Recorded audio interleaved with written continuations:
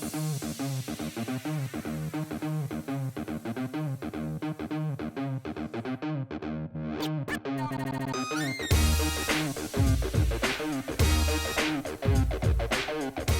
this is Marc, Katz, dating coach for smart, strong, successful women and your personal trainer for love. Welcome back to the Love You podcast, where you can learn everything you need to know about dating, relationships, men, sex, etc. from a man's point of view. Someone bitched me out on social media the other day. The gist of her complaint was that I give advice that on my blog that is too simplistic, and therefore I'm not qualified to do this because I'm not a trained therapist with letters after my name. Now, I won't get into the back and forth on this, but I will concede one point. I intentionally try to take complex ideas and make them simple and digestible, especially if I'm writing a 1,000-word blog post or say a 2-line meme that's supposed to be shared on Facebook. There's really only so much information that can be conveyed and somehow misinterpreted. So understand that, of course, there are doctors who could write a 400-page tome on attachment theory. I'm not going to be able to cover that in a 1,000-word blog post or a 1-line meme, and so I'm comfortable with that level of criticism. I don't like to think that I'm not helping people because I'm not a doctor. But I understand why doctors might take offense to something that is a little bit more simplistic. But the reason I started the Love You podcast is to be able to go deeper on certain issues than I could in the space of a Facebook post or a blog post. And so this week I want to talk about a client of mine named Carmen, or Carmen is what we're going to call her because she's a real person who probably does not want to be identified here. She's in her 60s, she's Asian, she's smart, and she's warm, and she's highly insecure. She had a bad marriage. She don't think she had the most successful upbringing. She's had bad subsequent relationships. And therefore, even though certainly on paper, she looks good for her age, and she's successful, and she's undoubtedly a nice person, she has low self-confidence in the arena of dating and relationships, and that's nothing unusual. Most of my clients are people who are amazing catches, who have had a lifetime of bad decisions erode their confidence in dating, relationships, men, and themselves. So Carmen signs up for Love You Masters Coaching. And when you're a Love You Masters client, those are my private clients. I only work with 5 to 10 people at once. And I give them everything. It's like a total immersion. I'll give you all my products. I'll give you weekly videos. I'll give you weekly exercises. I'll write your online dating profile. I'll pay for your photos. We'll do bi-weekly private coaching calls that are recorded and emailed to you upon request. It's a lot of stuff. And 1 month into working together, I noticed that Carmen is stalling. I mean, I can't think of any other word for it.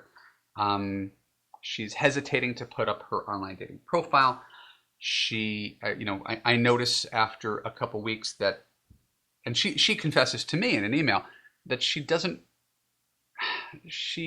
hasn't been going on every day, and so far she doesn't like any of the guys that wrote to her. She claims that none of the men are exciting to her, and again, I'm not throwing her under the bus. You probably had a very similar experience with online dating. Hesitant to go online, frustrated with the process, disappointed with the quality of the guys coming in. None of this is new information, but she's a private client who is supposed to have drank the Kool-Aid to be on board with the process, and she's really kind of dragging her feet. So we log in, and I see that there's 70 emails, right, that are sitting in the trash, and she's got an empty inbox. Basically, she's been on for a few weeks, and she's trashed every single person who's written to her. And so I asked her, I said, what's going on here? Because you're investing a good amount of money to get different results, and you're entitled to your feelings, but it's hard to date if you don't want to get online regularly and you don't like any single person that who is initiating contact with you. So that, again, we should all have standards. No one's going to settle. I'm certainly not pressuring anybody to settle, but certainly she raised the bar so high that nobody was even qualified to exchange emails with her, much less talk on the phone. much less meet in person, much less kiss, much less make love, much less become exclusive, much less get married. No one has gotten anywhere down that path because she's thrown everybody in the trash. So it seemed to me that Carmen was intentionally choosing herself out of her own options. And I looked at one email exchange that she had, and it started off really boring. I teach something called the 222 rule, moving men from the dating site to regular email to the phone to the real life date. And Carmen was trying to use my 222 technique, following loose templates that I give to women, but there was no warmth, right? Like she was technically following the steps, but it would be like dancing really rigidly. Like technically you're dancing, but if you don't look like you're dancing, then it doesn't even appear to be dancing. So despite the fact that Carmen is giving this guy nothing, he writes a really long, thoughtful email trying to engage her in conversation. She barely carries her end of the conversation. And then she complains to me on the phone that the guy was boring. And I see this all the time. Right? I'm not defending guys. I did a whole TED talk about how terrible guys are at online dating. But the guy is bad at online dating. And the woman, my client, is usually blaming the guy, even though she's doing the exact same thing, right? He writes one line, she writes one line. He says nothing stimulating, she says nothing stimulating. But she blames him for not being a better conversationalist without recognizing that the only thing she can control is how she responds to him, not what he gives her initially. So we dig deeper, and as Carmen thinks about it, she realizes that her ambivalence to this whole process, right? And this is her realization on the phone. This isn't my observation, is that this is her subconscious way of protecting herself. Maybe you've experienced something like that, and a subconscious way that you protect yourself. If she finds reasons to disqualify men from the get-go, right? If nobody's qualified for even a first date, then guess what? No one's going to break her heart.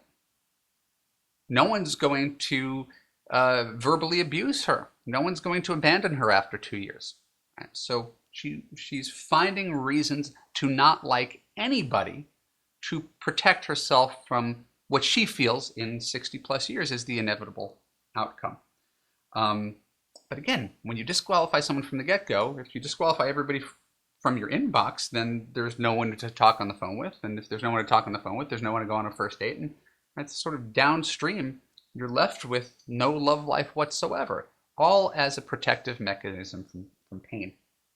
So I have to ask you, have you ever told yourself that online dating sucks, all men are bad, dating itself is a waste of time, relationships are terrible, most people you know are unhappily married? Right? Have you ever sort of focused on that story about everything being so bleak that it's not even worth it? And in turn, thrown yourself into work or travel or hobbies or friends or the gym or your nieces and nephews. Right? Anything other than facing what's right in front of you. You want to fall in love, but you're afraid of getting hurt. So my observation is that you probably, if you are leading a rich, full, single life like most of my smart, strong, successful clients, you have confidence in yourself as a human being, but you don't have confidence that things will work out with men because things have never worked out with men. So we're going to change that. Just because this is the way things have been in the past does not mean your past has to determine your future. And if I've described you, if telling Carmen's story describes you in any way, I really want you to pay attention to what we're going to do in the second half of this podcast, where I'm going to tell you how to reframe your negativity, carry yourself with confidence, and date in a way that is going to be effective, fun, and lead you to successful relationships. Ultimately, you need to understand that the only way you guarantee that you will never find love is to give up entirely. And that's not an option when you're working with me or when you're listening to me. So we're going to push through. We're going to get you to the other side of this, and we're going to show you how to date with confidence, even when you don't have confidence. We'll be right back. This is Marc Katz with the Love You Podcast.